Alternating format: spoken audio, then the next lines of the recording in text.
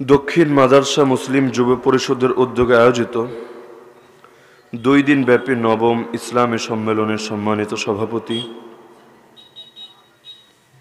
আমার শ্রোতা উলামায়ে কেরাম, এলাকার গণ্যমান্য মুরব্বীগণ, প্রিয় তালিবানে ইলম, স্থানীয় এবং দূর দূরান্ত থেকে আগত প্রিয় তাওহীদি জনতা এবং পর্দার আড়ালে থাকা মা ও বোনেরা, পৃথিবীর মধ্যে একদিকে যেমন অন্ধকার অনেক বেড়ে যাচ্ছে, আরেকদিকে অন্ধকার বাড়ার পাশাপাশি মানুষের ভেতর নতুন দিনের আলোর আশাও জেগে উঠছে।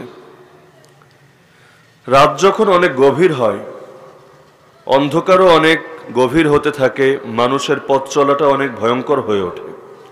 কিন্তু আরেকদিকে ভেতরে আসার আলো জাগে। এই তো আর 2-1 ঘন্টা গেলেই সুবহে সাদিক উদিত হবে, মুয়াজ্জিনরা আল্লাহ তাআলার নামের তাকবীর এবং আজান দিতে থাকবে, মুসল্লিরা ঘর থেকে বের হয়ে আসবে, পুনরায় পৃথিবীতে আলোর আগমন ঘটবে এবং অন্ধকার দূর হয়ে যাবে।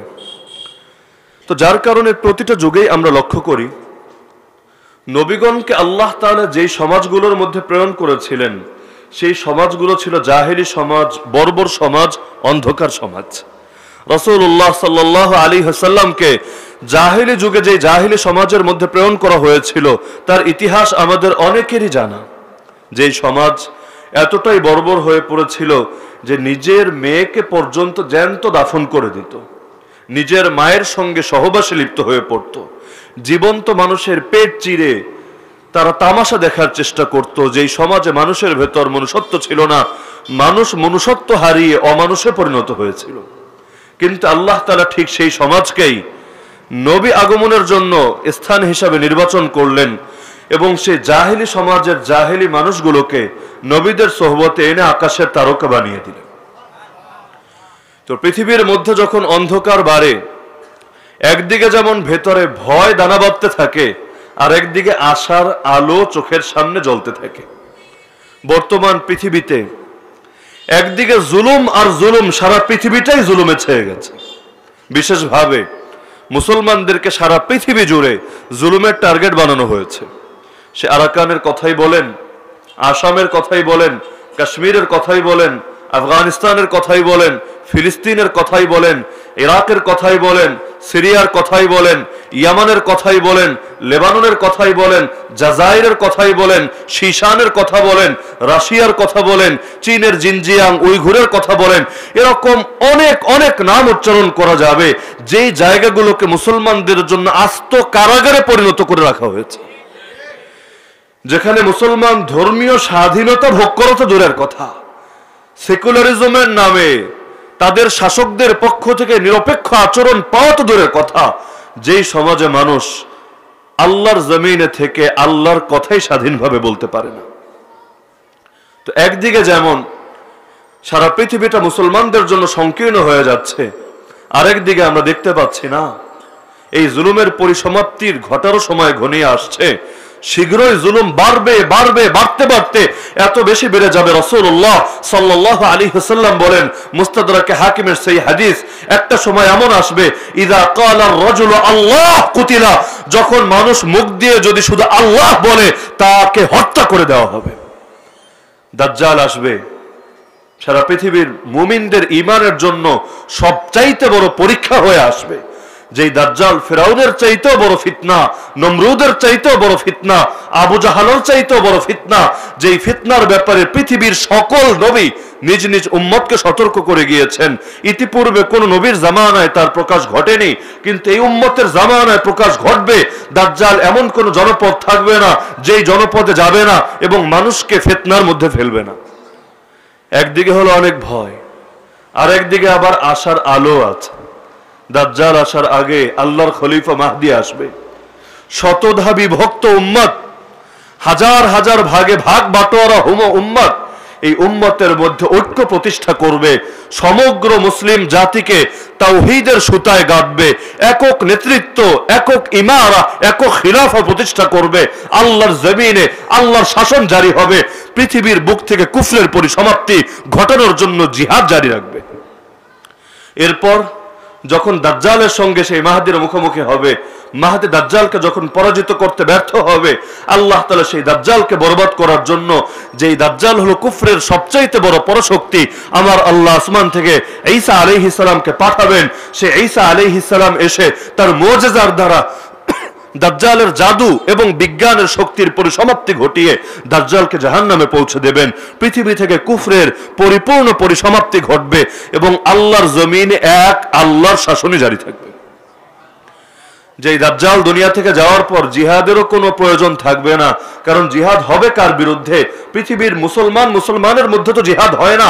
যদিও আমরা এমন এক সময় উপনীত হয়েছি যত লড়াই আর ঝগড়া সব মুসলমানদের আপোষের মধ্যেই, কিন্তু দাজ্জাল ধ্বংস হওয়ার পর সে সময় মানুষ প্রকৃত দুশমনকে তাও চিনতে পারবে, নিজের বন্ধুকে তাও চিনতে পারবে। সেই সময় দুনিয়ার মধ্যে জিহাদের আর কোনো প্রয়োজন থাকবে না। সেই সময় দুনিয়া থেকে জিজিয়ার বিধান উঠে যাবে। পরবর্তীতে কেউ যদি কাফের হয় তার সামনে দুটো অপশন থাকবে, হয়তো ইসলাম গ্রহণ করো, নতুবা মরার জন্য প্রস্তুত হও। কর দিয়ে নিরাপত্তা পাওয়ার অপশনও তখন আর আল্লাহ তাআলা বাকি রাখবেন না, এই বিধান রহিত হয়ে যাবে। তো বলছিলাম, একদিকে যেমন জুলুম বাড়ছে, আর একদিকে আশার আলো বাড়ছে। এখন থেকে 10 বছর আগে পৃথিবীতে মুসলমানদের উপর যতটা জুলুম ছিল, এখন জুলুম তার চাইতে কমেছে নাকি বেড়েছে? এমনকি মুসলিম প্রধান দেশ যেগুলো, সেগুলোর মধ্যেও মুসলমানদের বিভিন্ন ধর্মীয় স্বাধীনতার উপর হস্তক্ষেপ করা হচ্ছে। তো ধীরে ধীরে পরিমাণটা বাড়বে আর বাড়বে। একদিকে ভয় বাড়বে আর একদিকে আশার আলো জাগবে। খুতবার মধ্যে যে আয়াত তেলাওয়াত করেছি, সেই আয়াতে আল্লাহ তাআলা বলেন, ওয়াকুল, হে নবী আপনি বলে দিন, জা আল হক ওয়া যাহাকাল বাতিল ইন্নাল বাতিলা কানা যাহুকা, হক এসেছে, মিথ্যা দূর হয়েছে।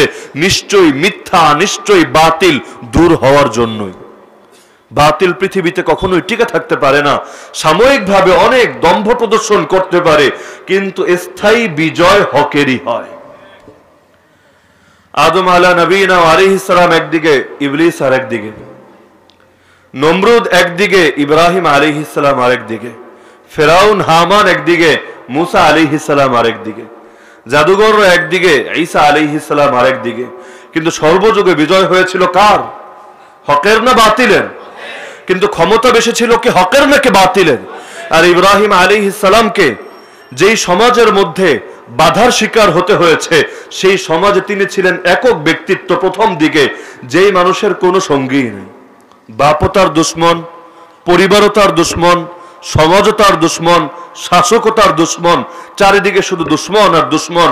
আরেকদিকে ছোট্ট একটা বাচ্চা, যেই বাচ্চার এখনো 40 বছর হয়নি, কিন্তু আল্লাহ তাআলা সেই বাচ্চার ব্যাপারে কোরআনে জানিয়েছেন, ইন্না ইব্রাহিমা কানা উম্মাহ, নিশ্চয়ই ইব্রাহিম শুধু একজন ব্যক্তি না, বরং ইব্রাহিম একাই একটা জাতি। কারণ হকের উপর যদি একজন মানুষ থাকে, সেই একজন মানুষই জাতি, সেই একজন মানুষই জামাত, সেই একজন মানুষই সংখ্যাগরিষ্ঠ, সেই একজন মানুষই জমহুর। আমাদেরকে তার অনুসরণ করতেই বলা হয়েছে। কিন্তু এত দুর্বল ছিলেন, এত অসহায় ছিলেন, না আছে জনবল, না আছে রণবল, না আছে অস্ত্রবল, কিন্তু বিজয়ী হয়েছিল কে? নমরুদ নাকি ইব্রাহিম? অপরদিকে নমরুদ এত ক্ষমতাধর, সবাই তার কথায় ওঠে আর বসে। সে নিজেকে দাবি করে রব, সে বলে আনা ওহি উমিদ, আমি জীবন দেই, আমি মরণ দেই, জীবন এবং মরণ আমার হাতে। সেই নমরুদ পর্যন্ত আল্লাহর এক বান্দা, তাওহীদপন্থী একজন বান্দাকে এতটা ভয় করে, সে এই কথা বলেই পার পেয়ে যায় না বা নিজেকে নিজের অবস্থায় চালাতে দেয় না যে ইব্রাহিম ছোট একটা বাচ্চা, একটা তরুণী তো, আরে বাচ্চারা কত কিছুই করে, যৌবনের উন্মাদনা থাকে, বয়স হলে ধীরে ধীরে ম্যাচুরিটি আসবে, ধীরে ধীরে ঠিক হয়ে যাবে, ওকে অবস্থায় ছেড়ে দেই, গোটা দেশ তো আমার পক্ষে আছে। কিন্তু না, নমরুদ এই অবস্থায় থাকে না, বরং নমরুদ মাত্র একজন ব্যক্তিকে নিজের সবচাইতে বড় দুশমন মনে করে। তার মানে বাতিল যতই ক্ষমতাধর হোক না কেন, হকপন্থীরা যতই গোরাবা হোক না কেন, যতই অসহায় হোক না কেন, সংখ্যায় যতই কম হোক না কেন, পৃথিবীর বাতিলরা হকপন্থীদেরকে জমের চাইতেও বেশি ভয় করে। এর সবচাইতে বড় প্রমাণ হলো ফেরাউন। যে ফেরাউন একদিকে নিজেকে দাবি করছে আনা রব্বুকুমুল আলা, আমি তোদের সবচাইতে বড় রব। অর্থাৎ আমার আগেও তো অনেক রব দুনিয়াতে এসেছে, নমরুদ এসেছে, আরো বহুজন এসেছে, কিন্তু আমাকে এমন লিলিপুট সাইজের রব ভাবিস না, আমি বিশাল বড় রব, সব রবের চাইতে বড় রব। অথচ ফেরাউন কিন্তু সারা দুনিয়ার রাজা ছিল না, শুধু এক ছোট্ট মিশরের রাজা ছিল। এই মিশরের রাজা হয়ে নিজেকে দাবি করছে আমি সব রবের চাইতে বড় রব। কিন্তু দেখা যাচ্ছে এই ফেরাউন ছোট্ট একটা বাচ্চার ভয়ে ভীত হয়ে পড়ে আছে। সে ফরমান জারি করে দিল, এই বছর যতগুলো ছেলে সন্তান জন্মগ্রহণ করবে, জন্মাতে দেরি কোপাতে যেন দেরি না হয়। কেন রে ফেরাউন, ছোট একটা বাচ্চার প্রতি কেন তোর এত ভয়? দুধের বাচ্চা তোর কি করতে পারবে? দুধের বাচ্চাকে তো কোনো শিশুরাও ভয় পায় না, পায় নাকি? এই আপনারা যারা বসে আছেন, কেউ দুধের বাচ্চাকে ভয় পান? যদি আপনাকে বলা হয় দুধের বাচ্চার সঙ্গে ফাইটিং করতে হবে, লড়াই করতে হবে, কুস্তি খেলতে হবে, এমন একজন আছেন যে ভয়ে সেখান থেকে পালাবেন, রাজপ্রাসাদের ভেতর থেকে ফরমান জারি করবেন? আরে না, বলবেন এই দুধের বাচ্চা, ওর হাত ধরলেই তো হাত ভেঙে দুই টুকরা হয়ে যাবে, মুখে লবণ দিলেই তো শেষ হয়ে যাবে, ওর সঙ্গে মোকাবেলা করতে ভয় কিসের? কিন্তু ফেরাউন এই ছোট বাচ্চাটাকেও ভয় করছে। সে বলছে বাচ্চা হোক আর যাই হোক, ও যেন দুনিয়ার আলো বাতাসে দেখতে না পারে। কারণ তাওহীদপন্থী বান্দা যেই ব্যক্তি, গোলামা যেই ব্যক্তি, সে যদি দুনিয়াতে বেড়ে ওঠে, দুনিয়ার মধ্যে যদি তার আগমন ঘটে যায়, তাকে থামানোর মতো ক্ষমতা কারো নেই। তো একদিকে নিজেকে দাবি করে খোদা, আরেকদিকে ছোট বাচ্চার ভয়ে ভীত হয়ে থাকে। অথচ বাস্তবেই যদি সে বীর পুরুষ হয়ে থাকতো, সে বলতো আগে মুসা বড় হোক। কোন জ্যোতিষী কি ভবিষ্যৎবাণী করেছে আমি দেখে ছাড়ব। এই মুসা বড় হোক, এরপর ময়দানেই দেখা যাবে কত ধানে কত চাল, কার বাহুতে বেশি বল। কিন্তু ফেরাউন এই চ্যালেঞ্জ নিতে রাজি না, ময়দানে মোকাবেলা করতে রাজি না, বরং পেছন থেকে নিজে গিয়েও হত্যা করছে না, বাহিনী পাঠিয়ে দিচ্ছে। এই যুগেও দেখেন না, যারা বড় বড় গলায় হুঙ্কার দেয়, বড় বড় গলায় কথা বলে, পৃথিবীর যেই প্রান্ত থেকেই বলুক না কেন, একটাও কিন্তু আর নিজে সামনে আসে না। আরে আসে নাকি? বড় গলায় কথা বলে, হ্যাং কারেঙ্গা ত্যাং কারেঙ্গা, এটা ভাঙেঙ্গে, এটা ভেঙে দিব, সেটা করে দিব, ধরে জবাই করে দিব, মেরে ভাসিয়ে দিব। কিন্তু সব দেখবেন গোপনে নিজের লোকদের সামনে, সামনাসামনি মোকাবেলায় কিন্তু কেউ আসে না। যারাই সামনাসামনি মোকাবেলায় আসে, তারা আবার নিজেরা এক একটা ইতিহাস হয়ে থাকে। রাশিয়া, সোভিয়েত ইউনিয়ন, এই শ্বেত ভাল্লুকরা দুনিয়ার এক সময় পরাশক্তি ছিল। আমেরিকা যেমন পরাশক্তি, গণতন্ত্র এবং পুঁজিবাদের ধ্বজাধারী, রাশিয়া ছিল সমাজতন্ত্রের ধ্বজাধারী, এক সময় আমেরিকার প্রতিদ্বন্দ্বী এবং সারা দুনিয়ার অন্যতম পরাশক্তি। এসেছিল পাহাড়ি মোল্লাদের সঙ্গে লড়াই করতে। ভেবেছে মোল্লার দল, এগুলোর কি কোনো দাম আছে? সমাজের বোঝা এগুলো। এগুলোকে যদি পৃথিবী থেকে বিদায় করে দুনিয়া থেকে জঙ্গিবাদ শেষ হবে, পৃথিবীতে শান্তি প্রতিষ্ঠা হবে, সারা পৃথিবীতে সমাজতন্ত্র কায়েম হবে। এসেছিল পাহাড়ি মোল্লাদের সঙ্গে লড়াই করতে, কিন্তু যাওয়ার সময় লজ্জাস্থান ঢাকার মতো কাপড়ও নিয়ে যেতে পারেনি। এমন লড়াই করেছে যে যাওয়ার পর নিজেদের রাশিয়া ভেঙে টুকরা টুকরা খান খান হয়ে গিয়েছে। এরপর আসলো আরেক পরাশক্তি, যে রাশিয়ার সঙ্গে এই মোল্লারা বিজয়ী হয়েছে মনে হয় আমাদের সাহায্যের কারণে। আমরা ওদেরকে অর্থ দিয়েছি, অস্ত্র দিয়েছি, বিভিন্নভাবে সাহায্য করেছি। সারা দুনিয়ার আমার গোলাম রাষ্ট্রদেরকে বলেছি তোমরাও তোমাদের লোকদেরকে ভিসা দাও, অনুমতি দাও, ওরাও গিয়ে আফগানিস্তানে জিহাদ করে আসুক, যেন রাশিয়া পরাজিত হয়, আমি একক পরাশক্তি হয়ে দুনিয়ার মধ্যে একক রাজত্ব করি। তো এ কারণে আমাদের কারণে এই মোল্লারা বিজয়ী হয়েছে। এখন দেখা যাচ্ছে মোল্লারা সারা দুনিয়ার মধ্যে ইসলাম কায়েম করে দেওয়ার নতুন এক পথ ধরেছে। তারা তাদের অঞ্চলের মধ্যে পরিপূর্ণ ইসলাম কায়েম করে দিয়েছে। এভাবে যদি চলতে থাকে, মাত্র 5টা বছর গেল, এরকম যদি আর 10টা বছর যায়, সারা দুনিয়া দেখবে আর ইসলামের মধ্যেই তো শান্তি, ইসলামের মধ্যেই তো মুক্তি। কেউ যদি জীবনের সব ক্ষেত্রে ইসলামকে মানে, সেই সবচাইতে পৃথিবীর মধ্যে উন্নত হয়। তাহলে পৃথিবীর সামনে এমন কোন রোল মডেল তো আসতে দেওয়া যায় না। তাহলে আগেই গোড়ায় থাকতে এদেরকে কেটে দাও। সবার এক প্ল্যান, যে প্ল্যান ছিল ফেরাউনের, একই প্ল্যান এই যুগের হবল আমেরিকার, যে গোড়ায় থাকতেই কেটে দাও। পৃথিবীর সামনে রোল মডেল আদর্শ আসতে দিও না। কারণ পৃথিবীর সামনে যদি আদর্শ চলে আসে, হকের স্রোতকে আর থামাতে পারবে না। এ কারণে আল্লাহ তাআলা কাফেরদের একটা কৌশলের কথা কোরআনে বলেন, ওয়াকালাল্লাযীনা কাফারু, এই কাফেররা যারা কুফরি ধর্মকে গ্রহণ করেছে অথবা কুফরি মতবাদ, মতদর্শ, তন্ত্র মন্ত্রকে আঁকড়ে রেখেছে, তারা বলাবলি করে লা তাসমাউ লিহাযাল কুরআন, খবরদার তোমরা এই কোরআন শুনবা না, তাফসীরুল কোরআনের মজলিসে যাবা না, যেখানে পূর্ণাঙ্গ কোরআনের আলোচনা হয় সেখানে খবরদার বসবা না। শুধু তাই না, ওয়ালগাও ফি, কোরআনের মজলিসে দাঙ্গা বাজাবা, ভেজাল লাগাবা, হট্টগোল করবা, নিজেরা শুনবাও না, মানুষকে শুনতেও দিবা না। লাআল্লাকুম তাগলিবুন, তাহলে তোমাদের মিশন সফল হবে। তার মানে ওরাও বোঝে মানুষ যদি কোরআন শুনে ফেলে নিজের চেতনা ব্যবসা আর করা যাবে না।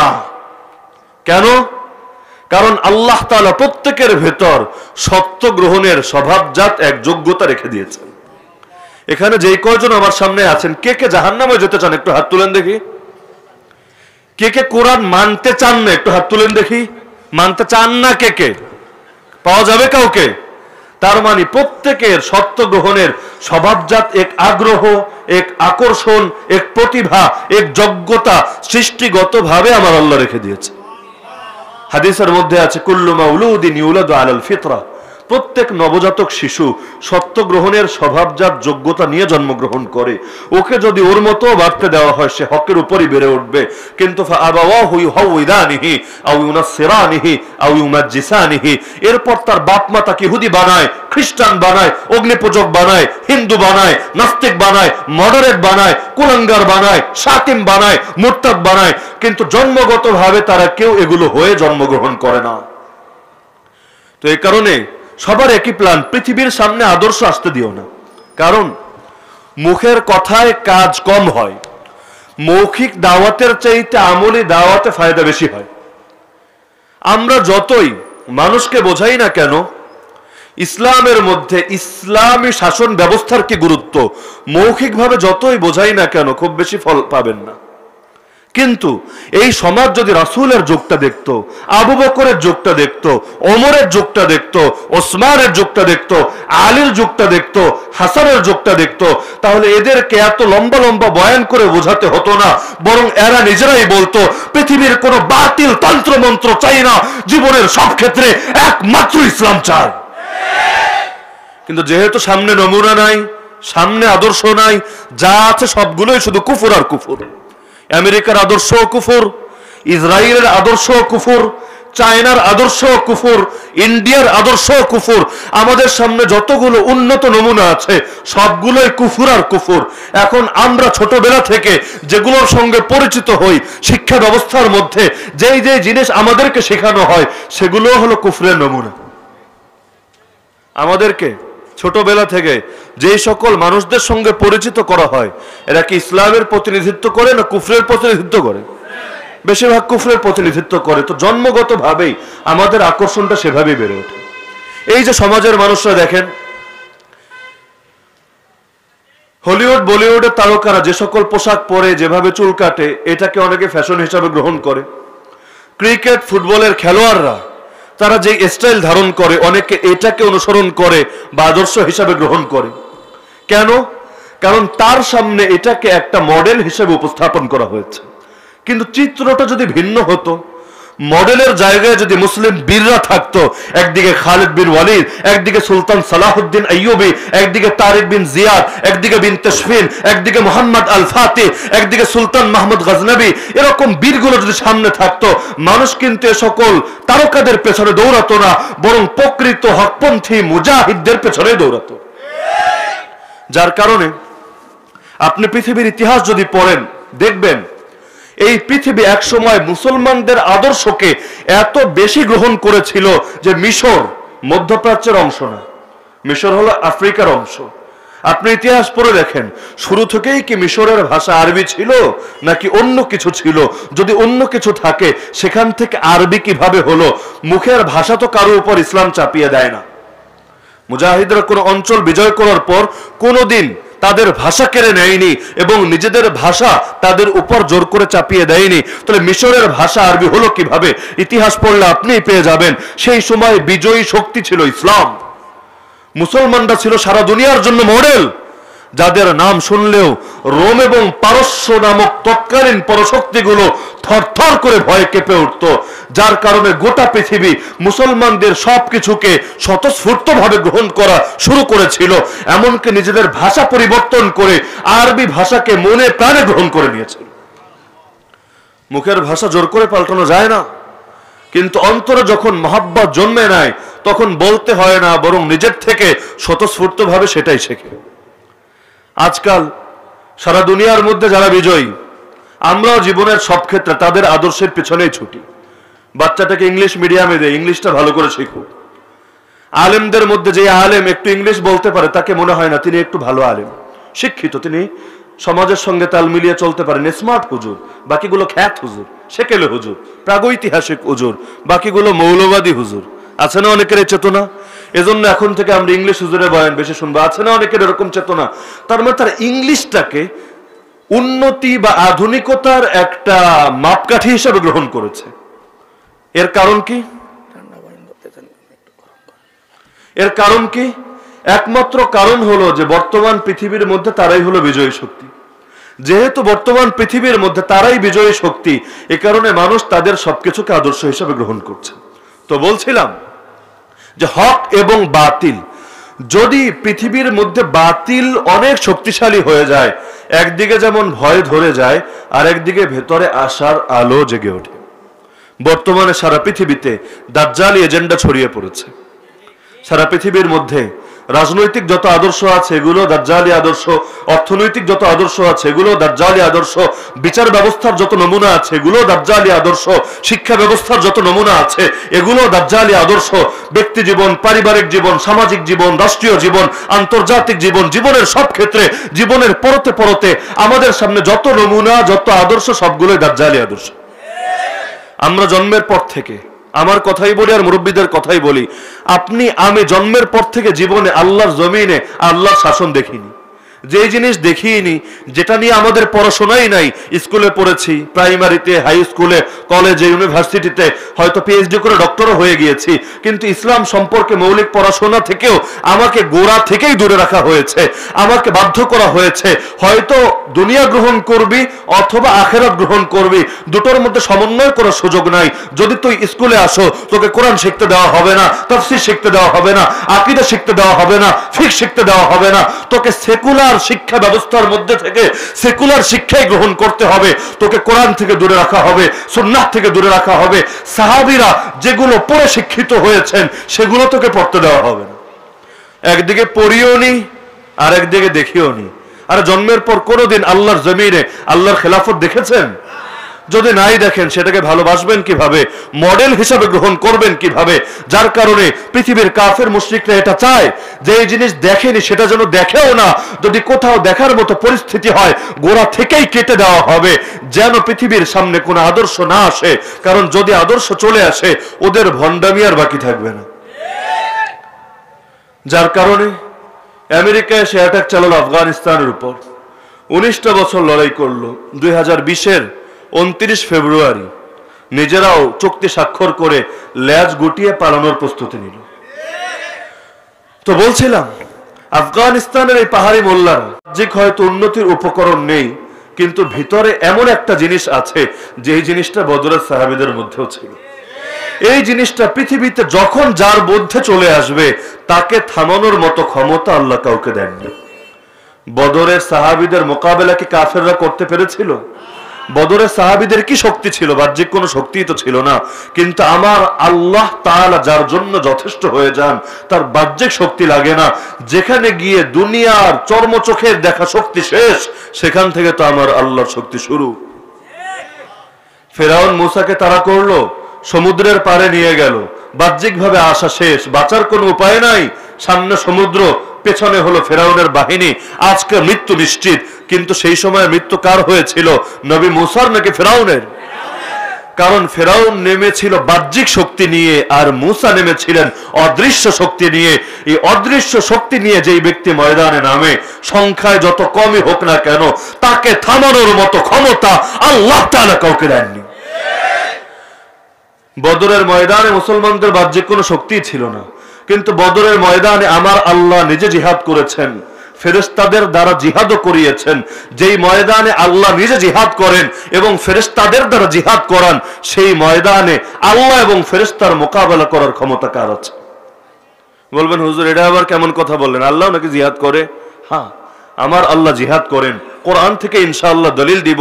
কারো যদি জিহাদ নিয়ে চর্মরোগ থাকে, জিহাদ নিয়ে চুলকানি থাকে, কেউ যদি জিহাদকে বিকৃত করতে চায়, জিহাদের নামে ভিন্ন কিছু উপস্থাপন করতে চায়, তার উচিত আমার রবকে বাদ দিয়ে ভিন্ন কোন রব খোঁজা। কারণ আমার রব নিজে জিহাদ করেন, জিহাদের আদেশ করেন, ফেরেশতাদেরকে জিহাদের ট্রেনিং দেন, কিতাবের মধ্যে জিহাদের শিক্ষা দেন, নবীদেরকে জিহাদ করার জন্য তালিম দেন।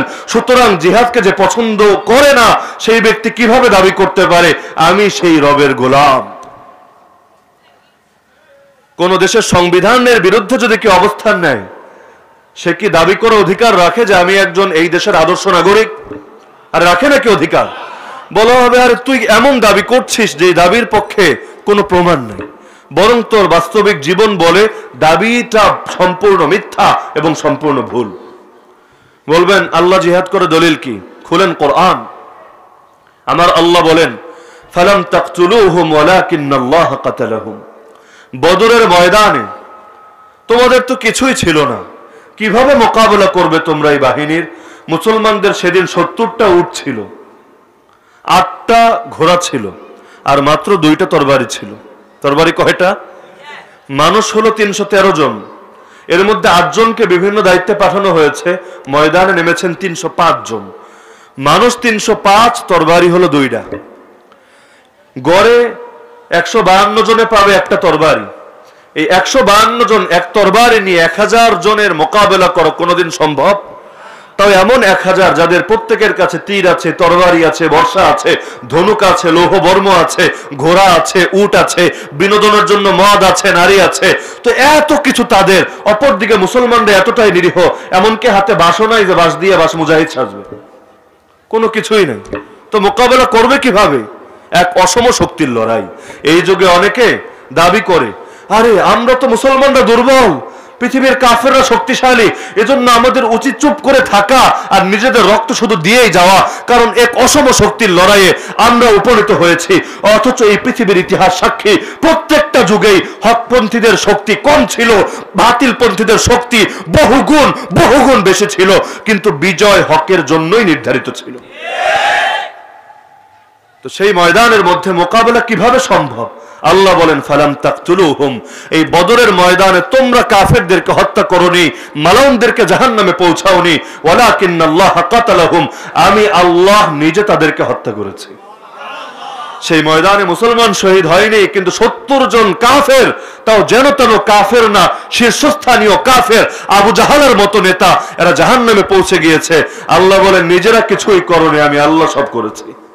ওমা রামাইতা ইয রামাইতা ওয়ালাকিন্নাল্লাহ রামা, হে নবী তুমি যখন ধুলো ছুঁড়ে মেরেছো, বাস্তবে তুমি ছুঁড়ে মারোনি, আল্লাহ ছুঁড়ে মেরেছেন। তোমার হাতের ওই পাওয়ার নাই, ধুলার মধ্যে শক্তি নাই যে এক মুঠো ধুলো 1000 জন কাফিরের সবার চোখে গিয়ে পৌঁছাবে, তারা চোখে কিছু দেখতে পাবে না, এমন সময় অতর্কিত আক্রমণে তারা জাহান্নামে পৌঁছে যাবে, এই শক্তি তোমাদের নাই। তো যখন তুমি ছুঁড়ে মেরেছো, হাত ব্যবহার হয়েছে তোমার, কিন্তু এই আযাব দিয়েছেন আল্লাহ। আমার আল্লাহ আযাব দেন এই উম্মতের মধ্যে, কিন্তু আযাব জিবরিলের হাতে না, মিকাইলের হাতে না, ইসরাফিলের হাতে না। আল্লাহ তাআলা আযাব দেন তার বান্দাদের হাতে, মুমিনদের হাতে, নবীর হাতে, সাহাবীদের হাতে, ইমামদের হাতে, রব্বানীদের হাতে, হকপন্থীদের হাতে, দাঈদের হাতে, আলেমদের হাতে, মুজাহিদদের হাতে। তো আল্লাহ বলেন পুরোটা করেছেন কে? তো এই আয়াতে আল্লাহ স্পষ্ট জানালেন যে এই কাফেরদেরকে হত্যা করেছে আমি নিজে। এখন যে কোনো হত্যাই যদি নিন্দনীয় হয়, আবু জাহালকে জাহান্নামে পৌঁছানো যদি দোষ হয়, তাহলে আমার আল্লাহকে দোষের কামটা নিজে করলেন? আরে বলে না, আল্লাহ কোনো দোষের কাজ করেন? কোনো নিন্দার কাজ করেন? পৃথিবীর মানুষেরা আজকাল নিজেদের বিবেক বুদ্ধিকেও বিক্রি করে দিয়েছে। একদিকে সব দেশে তারা দাবি করে রাষ্ট্রদ্রোহীর জন্য সর্বোচ্চ আইন চাই, যেই ব্যক্তি যুদ্ধাপরাধী হবে, রাজাকার হবে, তার জন্য সর্বোচ্চ শাস্তি চাই। এক মুখ দিয়ে বলবে এই কথা, আর এক মুখ দিয়ে বলবে যারা আল্লাহর খেয়ে আল্লাহর পরে সারা দুনিয়ার সব রাজার বড় রাজা যিনি, সকল মালিকের মালিক যিনি, তার বিরুদ্ধে যারা বিদ্রোহ করে ওদেরকে কিছুই বলা যাবে না। তার মানে ছোট্ট ছোট্ট একটা ভূখণ্ডের দাম আমার আল্লাহর চাইতে অনেক বেশি। ভূখণ্ডের বিরুদ্ধে বিদ্রোহ করা পাপ, আর আল্লাহর বিরুদ্ধে বিদ্রোহ করা সওয়াব। নাউযুবিল্লাহ মিন যালিক। যদি এটা না হতো তাহলে কিভাবে দাবি করে যারা আল্লাহ দ্রোহী, যারা রাসূল দ্রোহী, তাদের জন্য আমাদের দয়া দেখাতে হবে, মায়া দেখাতে হবে, ভালোবাসা দেখাতে হবে, অসাম্প্রদায়িকতার আচরণ প্রদর্শন করতে হবে। আরে তোমরা তো কখনো যোদ্ধা পরাধীদের ব্যাপারে অসাম্প্রদায়িক আচরণ করো না, তোমরা বলো না তারাও মানুষ, মানুষ হিসাবে তারাও আমাদের ভাই। তাহলে যারা আল্লাহ দ্রোহী, যারা রাসূল দ্রোহী, তাদেরকে কিভাবে আমরা বলি ওরা আমাদের ভাই? ইসলাম শুধু ভালোবাসাই শেখায় না, ইসলাম ঘৃণাও শেখায়। কেউ যদি আবু বকরকে ভালোবাসে, পাশাপাশি আবু জাহালকেও ভালোবাসে, সেই মানুষের ইসলামের উপর থাকে না। যে ইসলাম ভালোবাসা শেখায়, একই ইসলাম ঘৃণাও শেখায়। সূরা ইখলাস, কুল হুয়াল্লাহু আহাদ, এই সূরা মৌখিক তাওহীদের শিক্ষা দেয়। সূরা কাফিরুন অর্থাৎ কুল ইয়া আইয়ুহাল কাফিরুন, এই সূরা আমলে তাওহীদের শিক্ষা দেয়। বলবেন আমলে তাওহীদ আবার কি জিনিস? মক্কার মুশরিকরা প্রস্তাব নিয়ে আসলো, হে মুহাম্মদ এক কাম করো, আমরা ভাগাভাগি করে কাজ করি, তুমিও খুশি থাকো আমরাও খুশি থাকি। ওই বর্তমান সেকুলারদের মতো আচরণ, যে সবাই মিলে আমরা এমন একটা আদর্শে এসে মিলিত হই যেখানে তুমি কিছু ছাড় দিবা, আমি কিছু ছাড় দিব, এরপর সবাই মিলে আমরা একসাথে চলবো। যে কি করতে হবে? 1 বছর আমরা তোমার আল্লাহর ইবাদত করব, আর 1 বছর তুমি আমাদের মূর্তির ইবাদত করবে। আচ্ছা 1 বছর যদি পছন্দ না হয় তাহলে 6 মাস, তাও পছন্দ না হলে 1 মাস, তাও পছন্দ না হলে 1 সপ্তাহ, তাও পছন্দ না হলে দিন ভাগ করে কয়দিন আমরা তোমার খোদার ইবাদত করি আর কয়দিন তুমি আমাদের খোদার ইবাদত করো। তাহলে সবাই মিলে কাজ করি, 10 মিলে করি কাজ, হারি জিতি নাহিলাজ। আল্লাহ বলেন কুল, হে মুহাম্মদ বলে দিন, ইয়া আইয়ুহাল কাফিরুন, হে কাফেররা শুনে রাখ, লা আ'বুদু মা তা'বুদুন, তোরা যা কিছুর পূজা করো আমি নবী তার পূজা করি না।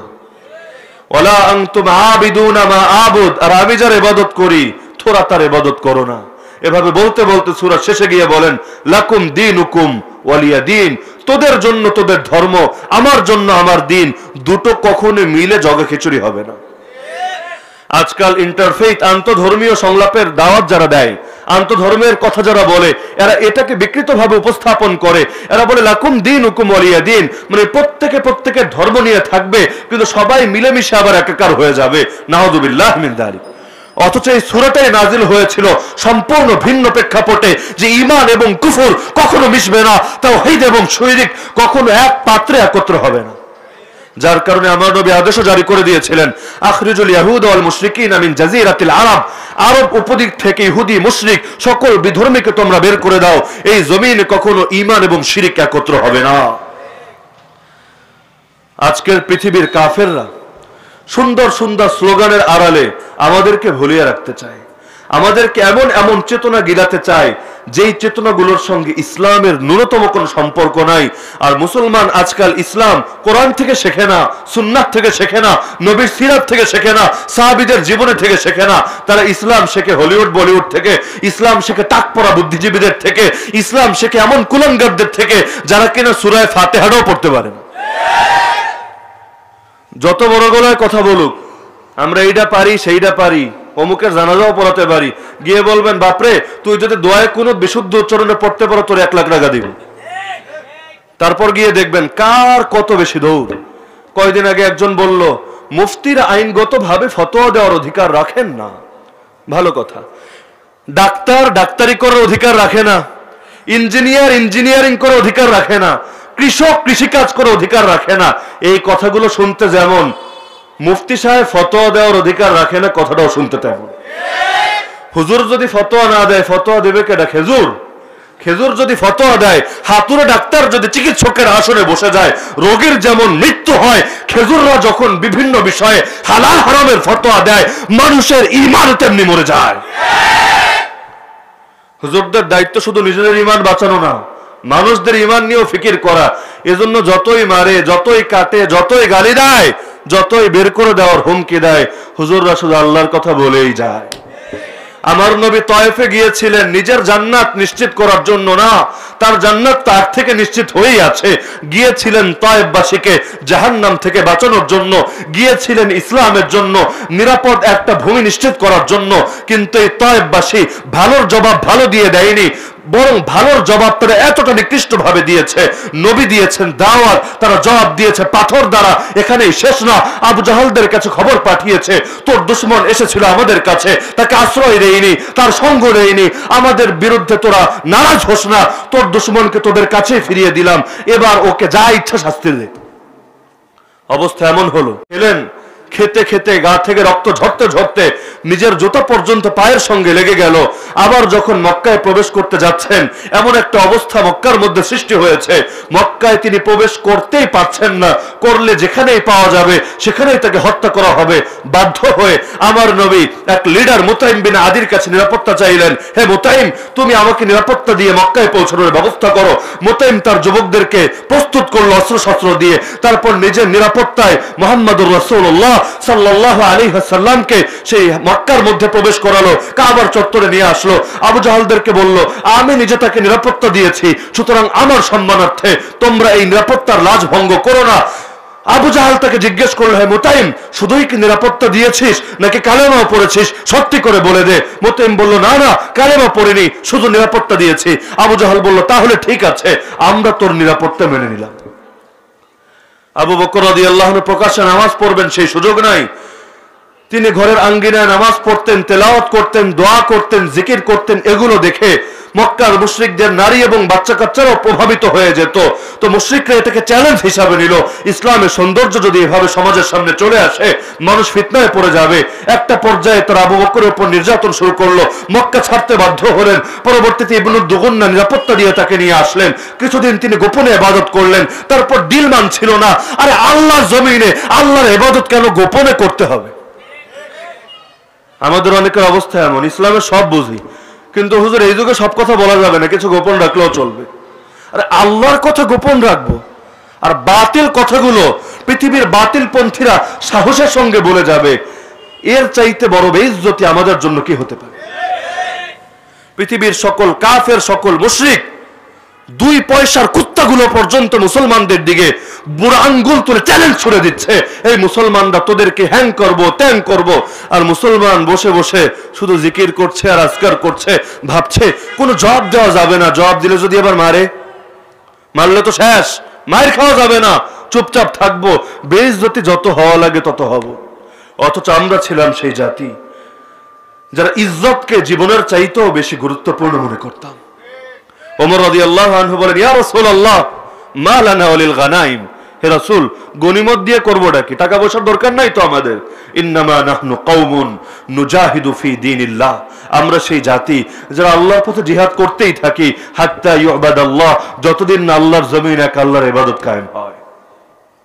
আজকাল আপনাদের চট্টগ্রামেরই তো কথা, রাজপথে দাঁড়িয়ে মালাউনের দল মুসলমানদের দিকে হুমকি ছুড়ে দেয়, তোদের গালে জুতা মারবো, কুরুক্ষেত্রের হাতিয়ার, গর্জে উঠবো আরেকবার। মুসলমানের সাহস হয় না, মুসলমান বলবে প্রকাশ্যে দাঁড়িয়ে, বদরের হাতিয়ার, গর্জে উঠো আরেকবার।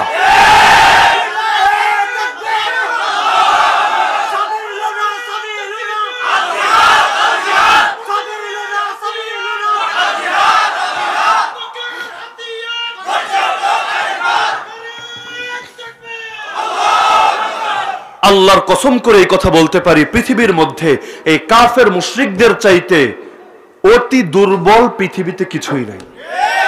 একটা শিয়াল যতটা ভয় করে, একটা বিড়াল যতটা ভয় করে, এর চাইতেও বেশি ভয় হকপন্থীদেরকে করে সকল কাফেররা। অন্যথায় ফেরাউনের মতো নিজেকে খোদা দাবিকারী কাফের ছোট একটা বাচ্চার ভয়ে কাঁপছে, ময়দানে মোকাবেলা করার সৎসাহস দেখাচ্ছে না। সর্বযুগে কাফেরদের একই অবস্থাই হয়ে থাকে। কিন্তু আমরা ছিলাম বাঘের জাতি, যখন হয়ে যায় ইঁদুরের জাতি, তখন বিড়ালকে দেখলে ভয় তো লাগবেই। এ কারণে পৃথিবীর সব কাফেররা চ্যালেঞ্জ ছুড়ে দিচ্ছে, মুসলমানকে বলছে, মুসলমান কত সাবধান, জিহাদের নাম উচ্চারণ করবে না, খেলাফত শব্দ বলা যাবে না, কারণ এগুলো জঙ্গিরা ব্যবহার করে। মুসলমান ভেবেছে, হ্যাঁ আসলেই তো, ইসলামের কত ইবাদত পালন করতে পারে, 2-1টা বাদ দেই না, এগুলো যেহেতু জঙ্গিদের সঙ্গে মিলে যায়, থাক থাক, আমরা নামাজ পড়ি, রোজা রাখি, এখন বেশি প্যাক প্যাক করলে পরে তো নামাজও পড়তে দিবে না, যতটুকু পাই এটা নিয়ে খুশি থাকি। নাউযুবিল্লাহ মিন যালিক। যে ইসলামের পেছনে আমার নবীর রক্ত ঝরেছে, আমার নবীর আঙ্গুল কেটেছে, আমার নবীর দাঁত শহীদ হয়েছে, আমার নবীর সাহাবীরা হাজার হাজার সাহাবীদের রক্ত ঝরেছে যে ইসলাম নামক বৃক্ষের গোড়ায়। সেই ইসলামটা কত সহজে আমরা বিকিয়ে দিই। ওরা যেই যেই জিনিস যেই যেই যুগে অপছন্দ করে, এক শ্রেণীর মুসলমান এমনকি এক শ্রেণীর লেবাসধারী মুনাফিক পর্যন্ত দাঁড়িয়ে যায়। এই যুগে এগুলোর কথা বলার কোনো দরকার নাই। যদি বলি আমাদের উপর বিপদ আসবে, তাহলে এই যুগে আমরা শাটডাউন থাকি, চুপ থাকি, তাহলে খুব সুখে থাকবো, খুব শান্তিতে থাকবো। কিন্তু আমি আপনাদেরকে জিজ্ঞেস করি, চীনের জিনজিয়াং এবং পূর্ব উইঘুরের যে মুসলমানদের উপর নির্মম নির্যাতন হচ্ছে, এরা কি বড় মুজাহিদ ছিল? আরাকানের রোহিঙ্গা জাতিকে জাতিগতভাবে নিধন করা হলো, এরা কি খেলাফত কায়েম করেছিল? তাহলে নির্যাতন হলো কেন? আরে আমার নবী মক্কায় তো মার খেলেন কেন? মক্কায় কি জিহাদ ফরজ হয়েছিল? খেলাফত কায়েম হয়েছিল? তাহলে নবীর চাইতে কিন্তু ভালো চরিত্র কোনোদিন আপনার হবে না। এই জমিনের মধ্যে আল্লাহর পর সবচাইতে শ্রেষ্ঠ যেই ব্যক্তি, তার নাম মুহাম্মদুর রাসূলুল্লাহ সাল্লাল্লাহু আলাইহি ওয়াসাল্লাম, যার মর্যাদা জিবরিল আমিনের চাইতেও বেশি। সেই মুহাম্মাদের গায়ে কখনো চড় মারা হয়, কখনো তার গলায় ফাঁস লাগানো হয়, কখনো গলায় চাদর পেঁচিয়ে শ্বাসরুদ্ধ করে হত্যা করার চেষ্টা করা হয়, সিজদায় গেলে পিঠের উপর উটের ভুঁড়ি চাপিয়ে দেওয়া হয়, দাওয়াত নিয়ে গেলে পাথর ছুঁড়ে মারা হয়, কোথাও কথা বলতে দাঁড়ালে পেছন থেকে এসে বলে ওর কথা শোনো না, ও একটা পাগল। মক্কার অলিতে গলিতে যুবকদেরকে দাঁড় করিয়ে দেয়, এখানে একটা জাদুঘর আছে, খবরদার ওর কাছে যেও না, ও জাদু করে তোমাদের মধ্যে অনেকটা কায়েম করে দেবে। এমনকি একটা পর্যায়ে তার আপনজনদেরকে শহীদ করার ধারা শুরু করা হয়। ইসলামের মধ্যে প্রথম যাকে শহীদ করা হয় সে কোনো পুরুষ না, বরং একজন বৃদ্ধা নারী, যার নাম সুমাইয়া রাদিয়াল্লাহু তাআলা আনহা। এমনকি একটা পর্যায়ে মক্কা থেকেই বের করে দেওয়া হয়, মক্কায় থাকতে দেওয়া হয় না। এরপর যখন পবিত্র কাবার জন্য, কাবা তাওয়াফ করার নিয়তে, উমরা করার নিয়তে মক্কায় আসতে চায়, তখন তাদেরকে উমরা করতে দেওয়া হয় না। 3 দিন থাকার জন্য অনুমতি চায়, এই 3 দিন থাকার অনুমতিও দেওয়া হয় না। তো নবীর অপরাধ, এই অপরাধটা কি ছিল? একটাই অপরাধ, সেটার নাম জিহাদ না, সেটার নাম তাওহীদ, সেটার নাম ঈমান, সেটার নাম ইসলাম। আর আমাদেরকে জিহাদ থেকে সরাতে চায় না, গোটা ইসলাম থেকেই সরাতে চায়। কিন্তু জিহাদ যেহেতু প্রতিরক্ষা ব্যবস্থা, এইডস মানুষের শরীরে যখন প্রবেশ করে এইচআইভি ভাইরাস, এর কাজটা কি? এর শরীরের প্রতিরক্ষা ব্যবস্থাকে নষ্ট করে দেয়। এখন যত জীবাণু, যত ভাইরাস দেহে অ্যাটাক করে না কেন, কোনোটার সঙ্গে ফাইটিং করার মতো কোনো শক্তি ভেতরে নাই।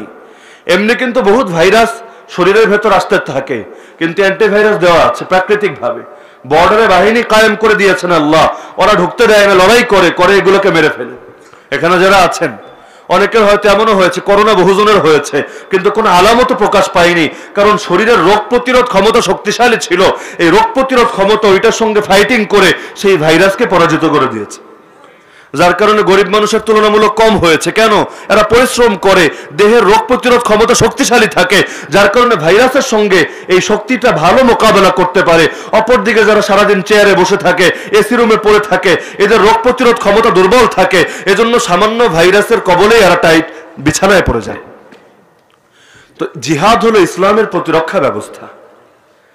ইসলাম থেকে যখন জিহাদটাকে সরিয়ে দেওয়া হয়, এখন বর্ডার খালি, প্রতিরক্ষা ব্যবস্থা নাই। এখন আফগানিস্তানেও মারা যায়, সিরিয়াও মারা যায়, ইয়ামানেও মারা যায়, লেবাননেও মারা যায়, মুসলমানদের প্রথম কেবলাও ছিনিয়ে নেওয়া যায়। মূল কেবলা যেটা, সেই কাবার উপর নিয়ন্ত্রণ প্রতিষ্ঠা করা যায়। মুসলমানদের পুণ্যভূমি যেগুলো, সেই মক্কা, সেই মদিনা, সেই জাজিরাতুল আরব, এর উপর ইহুদিদের পরোক্ষ রাজত্ব প্রতিষ্ঠা করা যায়। আর মুসলমান হতবাক হয়ে তাকিয়ে থাকে, আর শুধু আল্লাহর কাছে বিচার দিয়ে সবকিছু সমাধান করতে চায়। আমার নবীও দোয়া করতে জানতেন, আমার আপনার চাইতে খুব ভালো দোয়া করতে পারতেন। মক্কার মধ্যে তার ইমানের দুর্বলতা ছিল না, দোয়ার মধ্যে কমতে ছিল না। তারপর যতদিন বদরে যাননি, পৃথিবীর কুফরের মেরুদণ্ড ভাঙেনি। তোরা আমাদেরকে শুধু জিহাদ থেকে সরাতে চায় না, প্রথমে চায় দেহের রোগ প্রতিরোধ ক্ষমতার মতো ইমানের এই প্রতিরক্ষা ব্যবস্থাকে নষ্ট করে দেই। যখন প্রতিরক্ষা ব্যবস্থা থাকবে না, বর্ডার যখন খালি, ধীরে ধীরে পুরোটাকেই শেষ করে দেব। যার কারণে ওরা কাঁটা দিয়ে কাঁটা তোলে। আমার নবী আল্লাহর কাছে একটা দোয়া করেছিলেন, আল্লাহুম্মা লা তুসাল্লিত আলাইহিম আদুওয়াম মিন সিওয়া আনফুসিহিম ফায়াস্তাবিহা বাইদাতাহুম। আয় আল্লাহ, আমার উম্মতের উপর আপনি বহিঃশত্রুকে চাপিয়ে দেবেন না, এই বহিঃশত্রু এসে আমার উম্মতের ব্যাপক রক্তপাত ঘটাবে এমন যেন না হয়। হে আল্লাহ, আপনার কাছে এটাই আমার প্রার্থনা। আল্লাহ তার নবীর এই দোয়া কবুলও করে নিয়েছিলেন, যার কারণে বহিঃশত্রু এককভাবে এসে কোনোদিন মুসলমানকে পরাজিত করতে পারবে না। তাহলে পরাজিত করে কিভাবে? প্রতিটা যুদ্ধের ইতিহাস আপনি পড়ে দেখেন, কোনো না কোনো মুনাফিকের মাধ্যমেই তারা পরাজয় ঘটিয়েছে। কখনো মীর জাফর, কখনো মীর সাদেক, কখনো এই কখনো সেই, সব ময়দানে এই মুনাফিকদের কারণে, ঘরের দুশ্মনদের কারণেই মুসলমানদের পরাজয় হয়েছে। যদি মুনাফিক না থাকতো, ওরা এককভাবে এসে ময়দানে কোনোদিনও মুসলমানদেরকে পরাজিত করার মতো ক্ষমতা রাখতো না। হয়তো নিজেদের কোনো ভুল ছিল, অথবা ওরা মুনাফিক ঢুকিয়ে দিয়েছিল। উহুদের ময়দানে নিজেদের ভুল ছিল, আমিরের কমান্ড মানেননি, আমিরের বুঝের উপর গিয়ে নিজের বুঝকে প্রাধান্য দিয়েছেন। আর কখনো ওরা মুনাফিককে নিজেদের ভেতর ঢুকিয়ে দিয়েছে, সেই মুনাফিকরাই নিজেদের ভেতরে থেকে নিজেদের ক্ষতি করেছে। কিন্তু এককভাবে এসে ওরা কখনো আমাদের কিছু করতে পারে না। তো যেহেতু নবী এটা দোয়া করেছেন, এখন ওরা সর্বদাই চায় মুসলমানদেরকে মুসলমানদের বিরুদ্ধে লাগিয়ে দেয়। আমরা এমন একটা সময় উপনীত হয়েছি, এই জিহাদ, এই খিলাফত, ইসলামের এই পবিত্র শব্দ, সম্মানিত শব্দ, যে শব্দগুলো আমরা বানাইনি, যে শব্দগুলো চয়ন করেছেন স্বয়ং আমার আল্লাহ, যে শব্দগুলো ব্যবহার করেছেন স্বয়ং আমার নবী, এই শব্দগুলো শুনলে অনেক মুসলমান পর্যন্ত রাগে উত্তেজনায় যেন ফেটে পড়ে। তারা ভাবে এই মুজাহিদদের কারণে আমাদের এত ক্ষতি। এই রোহিঙ্গা জাতি এক সময় তাদের মুজাহিদদেরকে নিজেরা ধরিয়ে দিয়েছে। ভেবেছে মুজাহিদ আর কয়টা, কি করতে পারবে ওরা সেই মিয়ানমার আর্মির সাথে, তাহলে রাজাকারি করি ওদেরকে ধরিয়ে দেই, তাহলে আমরা মনে হয় খুব নিরাপদে থাকবো, ওদের করুণা নিয়ে বাঁচতে পারবো। কিন্তু একে একে যখন সব মুজাহিদকে ধরা শেষ হয়ে গেল, তখন তো খুব নিরাপদ থেকেছে, তাই না? খুব নিরাপদ থেকেছে, বরং পরিণতি, চূড়ান্ত পরিণতি হয়েছে, যেমন পরিণতি পৃথিবীর ইতিহাসে খুব কম জাতিরই হয়েছে। রোহিঙ্গারাও একটা জাতি, আফগানিরাও একটা জাতি, কিন্তু দুই জাতির মধ্যে কত পার্থক্য। এক জাতির কাছে যেই পরাশক্তি আসে, সেই পরাশক্তির কোমর ভেঙে যায়। রাশিয়া এসেছিল, কোমর ভেঙে গেছে। আমেরিকা এসেছিল, অর্থনৈতিক বড় করুণ অবস্থা, যে কোনো সময় দেউলিয়াত্ব প্রকাশ পেয়ে যাবে, দুনিয়ার মধ্যে নতুন পরাশক্তির উত্থান ঘটবে। আজকেও যারা বড় গলায় কথা বলে, এই ভারত দুর্বল, বাংলাদেশের মুসলমানদের উপর বড় গলায় কথা বলে, কিন্তু সাহস থাকলে আফগানিস্তানের মাটিতে যাক, এই পাহাড়ি মোল্লাদের সঙ্গে লড়াই করুক, তারপর দেখা যাবে মোল্লাদের বেশি শক্তি নয় মালাউনদের বেশি শক্তি। কিন্তু দুর্বলের উপর বড়াই করার মধ্যে তো কোনো ক্রেডিট নাই, কিন্তু সর্বযুগের দুনিয়ার কাফেররা এই কামটাই করে, দুর্বলের উপর ক্ষমতা দেখাতে চায়। কোলের বাচ্চার উপর যেমন ফেরাউন ক্ষমতা দেখায়, একইভাবে ইব্রাহিম একা একটা মানুষ, তারে ধরে আগুনে ফেলে দেয়, খুব ক্ষমতা দেখায়। কিন্তু দুর্বলের উপর ক্ষমতা দেখানোর মধ্যে কোনো কৃতিত্ব নাই। এতই যদি শক্তিশালী হয়ে থাকো, শক্তিশালীর সঙ্গে লড়ো, তারপর দেখা যাবে আল্লাহ তাআলার সাহায্য কার পক্ষে যায়।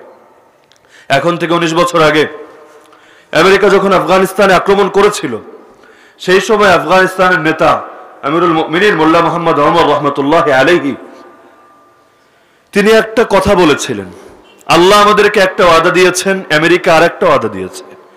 আল্লাহ বলেছেন যদি আমরা বাস্তবে ইমানদার হই এবং নেক আমল করি, তিনি অবশ্যই অবশ্যই আমাদেরকে বিজয় দান করবেন।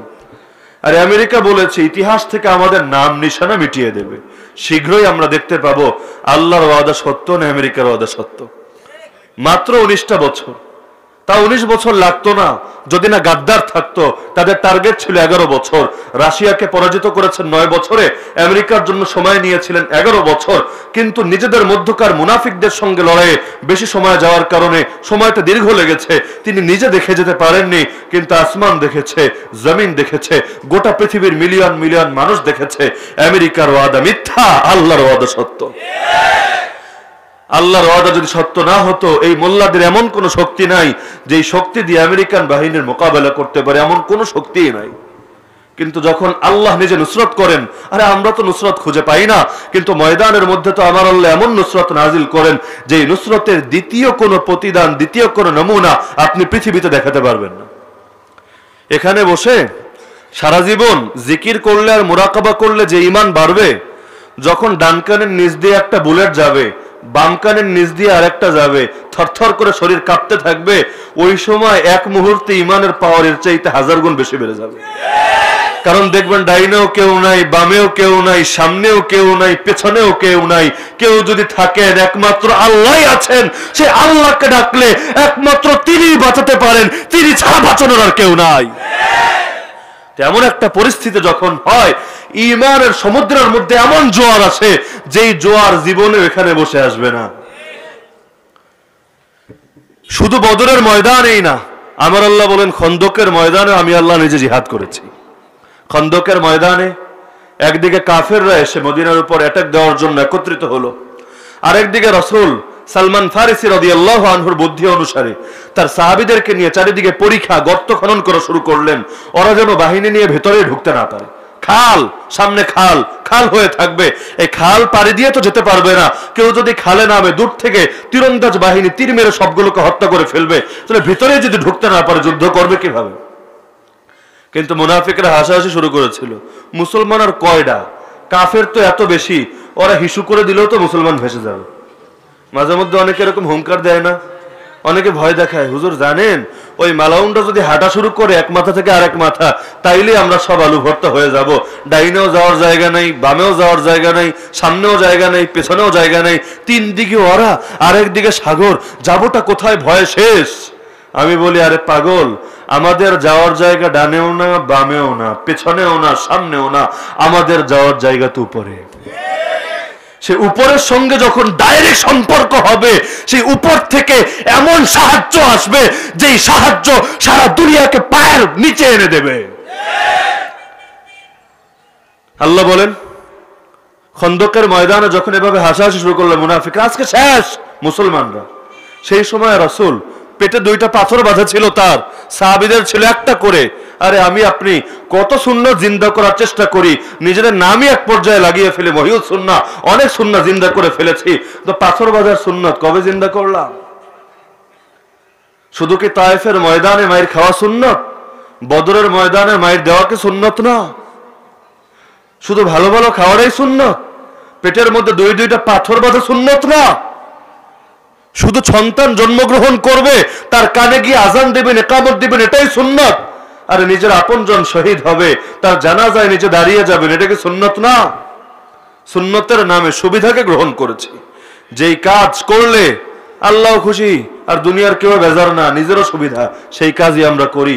এখানে যারা বসেছি, জিজ্ঞেস করলে হয়তো অনেকের উত্তরে এমন হবে, জীবনে হয়তো কোনোদিন আল্লাহর কাছে এই দোয়া করিনি, যেই দোয়া আমার নবী নিয়মিত করতেন, যেই দোয়া ওমর প্রত্যেক নামাজের পর করত, আল্লাহুম্মা রযুকনি শাহাদাতান ফি সাবিলিক, আয় আল্লাহ আপনার পথে শহীদি মরণ দিয়েন। দোয়া করতেও ভয় লাগে, যদি কবুল হয়ে যায় ব্যথা লাগবে, অনেক কষ্ট হবে। আয় রে, যে দরদ, কোরবানির দিন দেখেছি গরু জবাই হয়, গরুর কি কষ্ট হয়। আয় আল্লাহ শহীদি মরণ যদি হয়, আমি শেষ, এত সাহস নাই আমার। আরে আমরা হলাম শান্তিপ্রিয় মুসলমান, শান্তিতে শান্তিতে জান্নাতে চলে যাব, এত শহীদ টহীদের দরকার কি? জাকারিয়া আলাইহিস সালাম হয়েছেন তার ব্যাপার, নবীরা হয়েছেন তাদের ব্যাপার, আমরা তো পাক্কা মুসলমান, আমাদের এত কিছু লাগে না।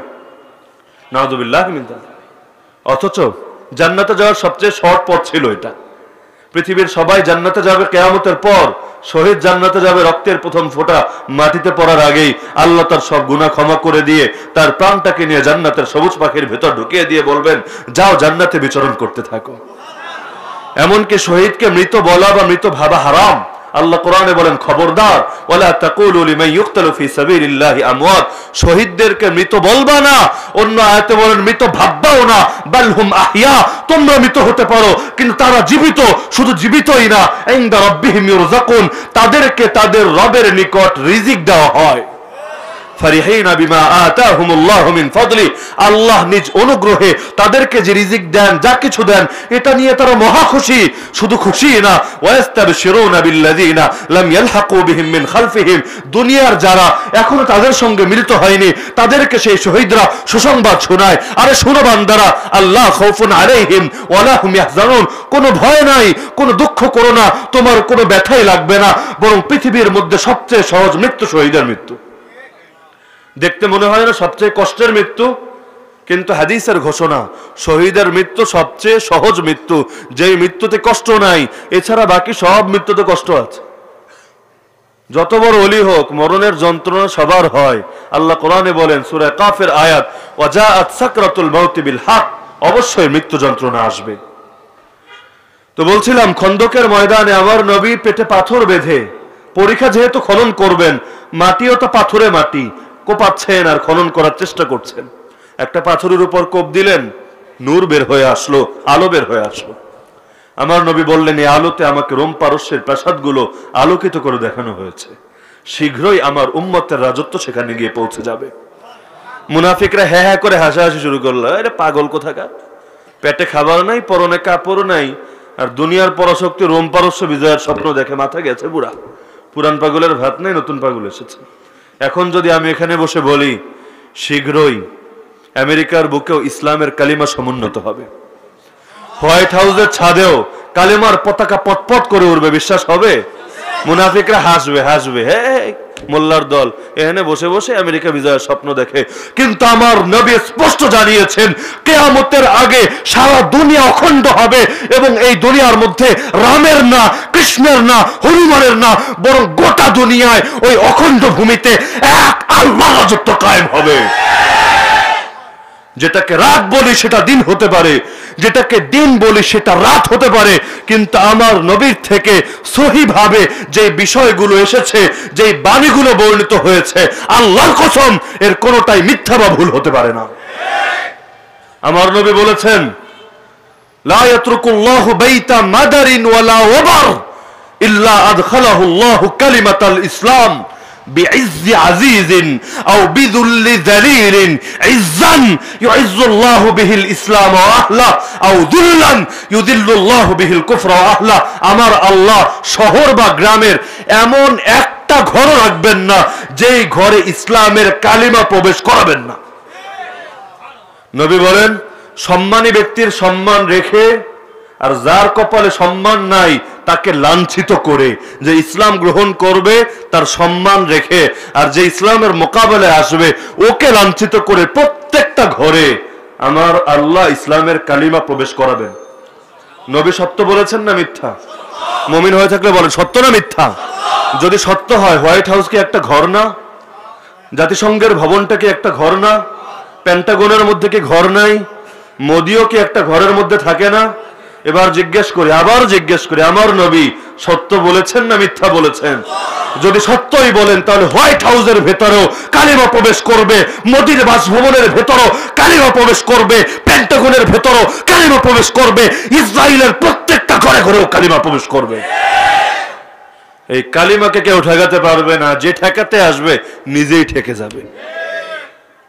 পাহাড়ের পাথরের সঙ্গে কেউ তার কপাল দিয়ে যদি বাইরানো শুরু করে, ওর কপালটাই ভাঙবে, পাহাড়ের কিছু হবে না। আমরা যতই পৃথিবীর তাগুত এবং বাতিলের ভয় ইসলামের এক একটা বিধান গোপন করা শুরু করি না কেন, এই শব্দগুলো আড়াল করা শুরু করি না কেন, আমার নবী স্পষ্ট জানিয়েছেন কিছু মুসলমান হলেও কিয়ামত পর্যন্ত এমন থাকবে যারা ইসলামের প্রত্যেকটা বিধানকে কায়েম করেই যাবে। আমার নবী বলেন, ওদের উপর আল্লাহর বিশেষ সাহায্য থাকবে, লা ইয়াদুররুহুম মান খাযালাহুম ওয়ালা মান খালাফাহুম। যারা ওদের বিরোধিতা করবে, ওদের বিরুদ্ধে মত প্রদান করবে, ওদের বিরুদ্ধে ব্রিফিং করবে, অথবা যারা ওদের সহযোগিতা করার ক্ষমতা থাকা সত্ত্বেও সহযোগিতা ছেড়ে দেবে, এই বিরোধী দল এবং অসহযোগী দল, এই দুই দলের কেউ তাদের কোনো ক্ষতি করতে পারবে না। নবী বলেন, তারা হকের উপর থেকে তাদের লড়াই চালিয়েই যাবে এবং জাহিরিন তারা বিজয়ী থাকবে, এমনকি যতদিন পর্যন্ত আল্লাহর আদেশ কিয়ামত না আসে ততদিন পর্যন্ত তাদের এই ধারা চলতেই থাকবে, চলতেই থাকবে। আজকাল তো এই কথাগুলো বলতে তো মানুষ ভয় পায়, শুনতেও ভয় পায়। কি বিশ্বাস হয় না যে শুনতে ভয় পায়? শুনতে ভয় পায়, ভাবে যদি শুনি হায়াত কমে যাবে, যদি গোপন করি লম্বা হায়াত পাবো, যদি মুনাফিকি করি বাতিলের সঙ্গে আপোষ করে চলি হায়াত 20 বছর বেশি পাবো, আর যদি হক কথা বলি শুনি হায়াতটা কমে যাবে। অথচ হায়াত আর মৌত কি সুনির্ধারিত না অনির্ধারিত? ওয়াল কদরি খাইরিহি ওয়া শাররিহি মিনাল্লাহি তাআলা। তাকদীরের ভালো এবং মন্দ সব তো আল্লাহর পক্ষ থেকে সুনির্ধারিত। সারা জীবন হকের পথে থাকলেও যেই কয়দিন হায়াত পাবেন, বাতিলের পথে গেলেও সমান হায়াতই পাবেন। এমনকি আপনার রিজিকে যদি একটা দানা পানি লেখা থাকে আর এটা আপনার ভোগ করা বাকি থাকে, আল্লাহর কসম মৃত্যু আপনার কাছে আসবে না। মৃত্যু তখনই আসবে যখন সব ভোগ করা শেষ হবে।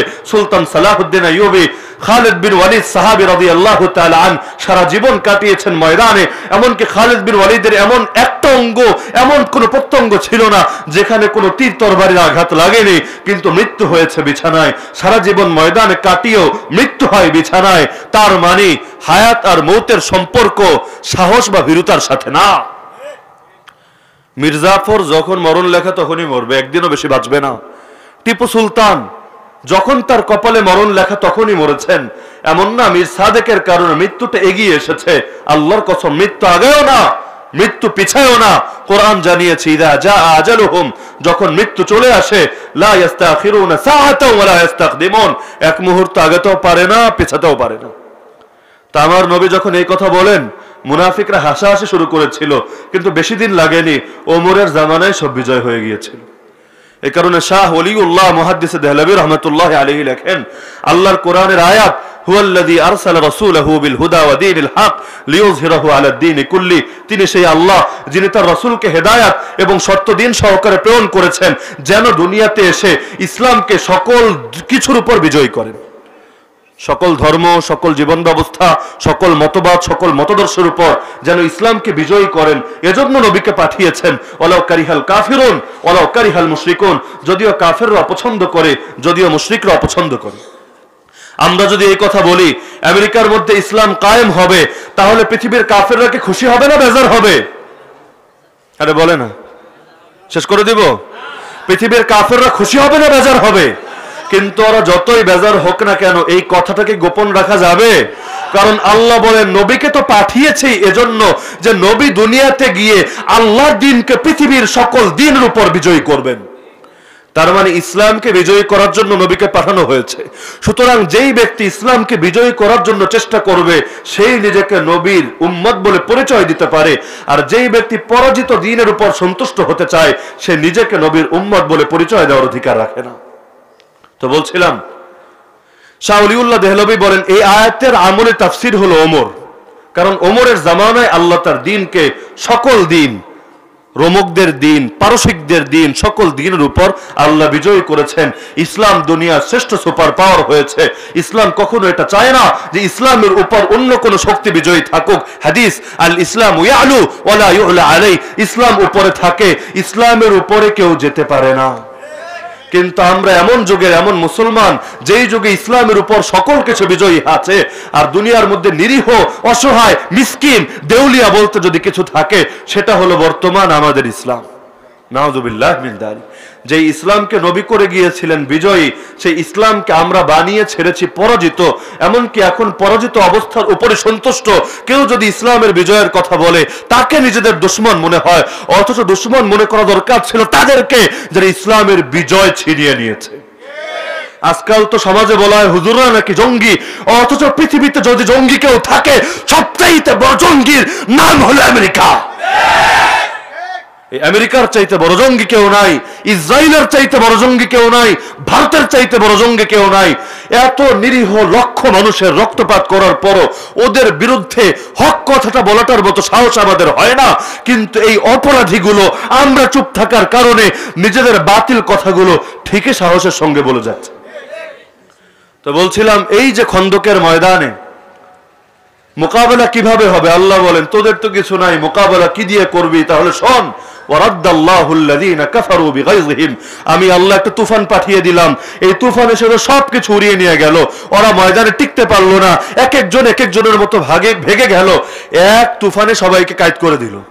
আল্লাহর বহুত বাহিনী আছে, এক বাহিনীর নাম তুফান, আর এক বাহিনীর নাম হলো করোনা ভাইরাস। এই নোভেল করোনা ভাইরাস বা কোভিড-19 সারা দুনিয়াতে এসে দুনিয়ার বড় বড় পরশক্তিগুলোর শক্তি কত বেশি দেখিয়ে দিয়েছে না?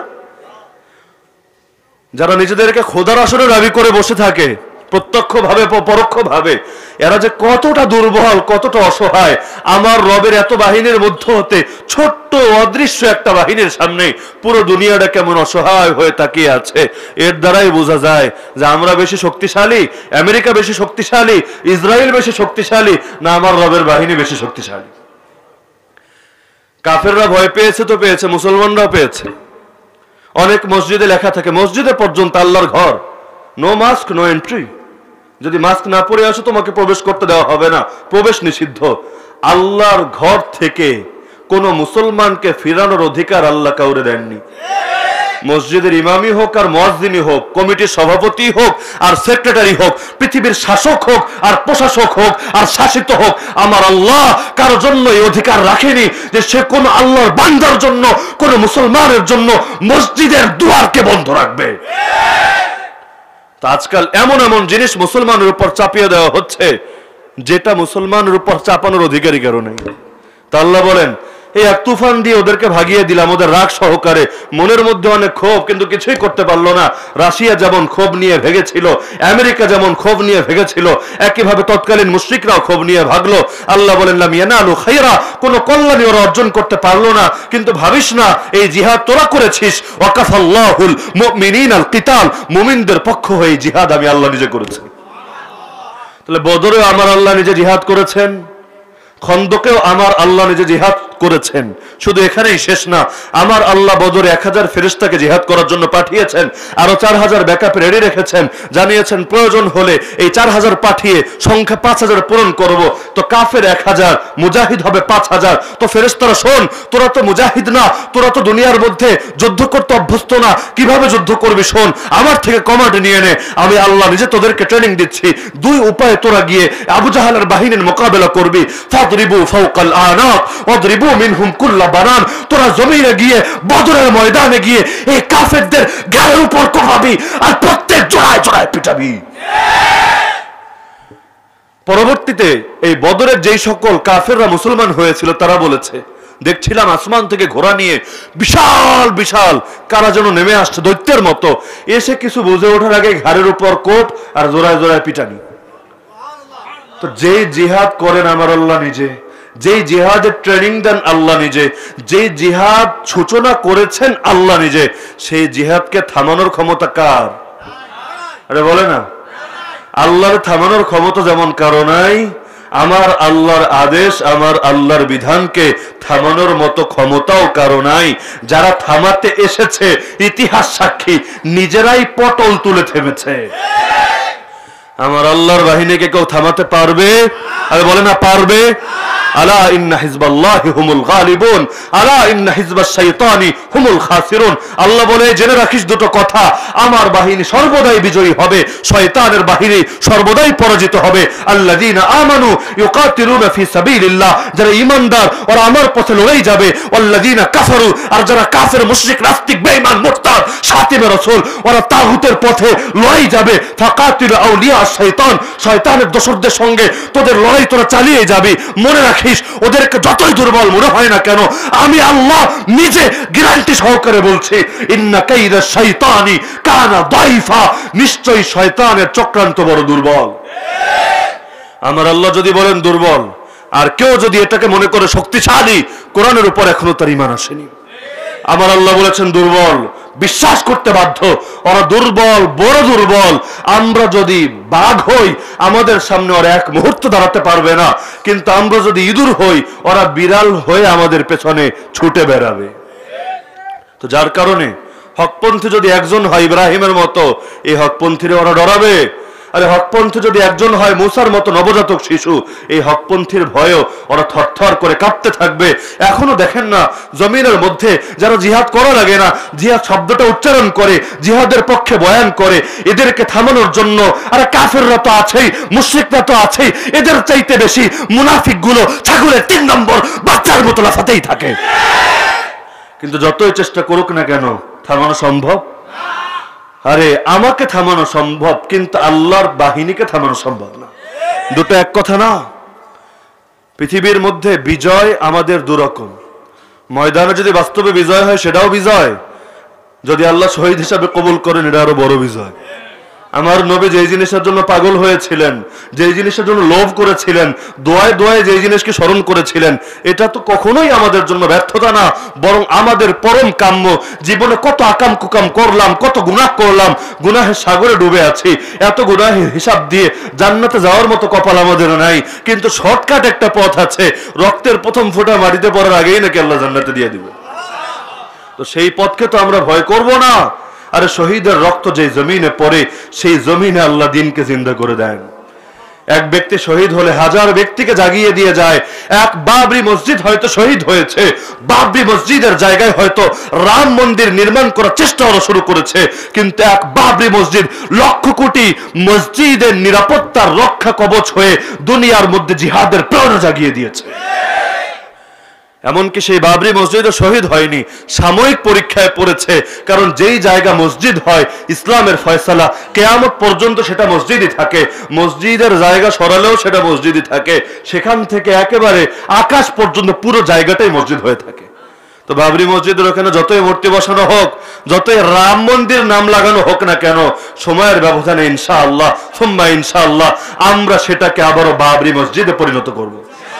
আমার নবীর যুগে কাবা শরীফের মধ্যেও তো 360টা মূর্তি ঢুকানো হয়েছিল, তাই বলে আমার নবী সেটাকে মন্দির ঘোষণা করে ভেঙে যাননি, বরং নবী ফিরে এসেছেন। বের করে দেওয়া হয়েছিল, 8 বছর পর মাথা উঁচু করে বীরের মতো ফিরে এসেছেন। সেখান থেকে তাড়িয়ে আল্লাহর ঘরকে আল্লাহর তাওহীদের জায়গা, ইবাদতের জায়গা, একক সিজদার জায়গায় পরিণত করেছেন। তা আমরা তো সেই নবীর উম্মত, আমরা কোনো ভীরু কাপুরুষ নবীর উম্মত না, আমরা সাহসী নবীর সাহসী উম্মত, বীর নবীর বীর উম্মত, মুজাহিদ নবীর মুজাহিদ উম্মত। সুতরাং সাগরে যার জন্ম, শিশিরে তার কিসের ভয়? আল্লাহ তাআলা আমাদের সবাইকে কথাগুলো সঠিকভাবে জানার, বোঝার এবং আমল করার তৌফিক দান করুন। আমাদের আজকের অনুষ্ঠানের, আজকের এই প্রথম দিনের প্রধান অতিথি হযরত মাওলানা মুফতি মাহমুদ হাসান গনবী হাফেজাহুল্লাহ আমাদের বড় ভাই এসে উপস্থিত হয়েছেন। ইনশাআল্লাহ তিনি ঈমানের চেতনাকে আরো অনেক বেশি বাড়িয়ে মজলিসে সমাপ্ত করবেন। তো হযরতকে বসিয়ে রেখে আমি আর আলোচনা লম্বা করব না, আমরা ইনশাআল্লাহ সকলে দোয়া সমাপ্ত করে এখান থেকে উঠব। ইনশাআল্লাহ হযরতের বয়ান শোনার পর যারা শোনেননি তারাও বুঝবেন যে কি জিনিস সামনে এসে হাজির হয়েছে। ওয়া আখিরু দাওয়ানা আলহামদুলিল্লাহি রাব্বিল আলামিন।